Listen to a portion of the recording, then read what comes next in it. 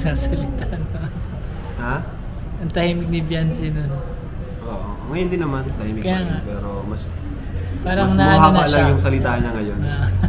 Mas na-express niya na yung sarili niya. Mas na-express niya. Pero dati pa lang, sobrang ano talaga ni Beyonce. Mabait niya talaga. Doon ko yun na nung sa Baguio. Sabi nga ni Eds, nagsimula lahat sa Baguio.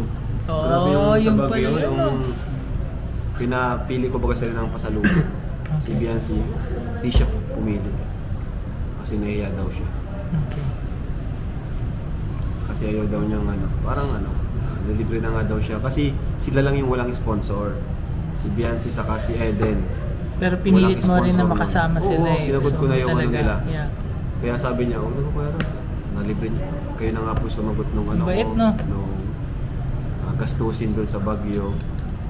Hindi na siya nag-alun pa. Pero pinano ko pa rin. Sabi ko, pasalubong, okay lang yan. Pasalubong naman yan. Saan galing naman to? Itong batch 2.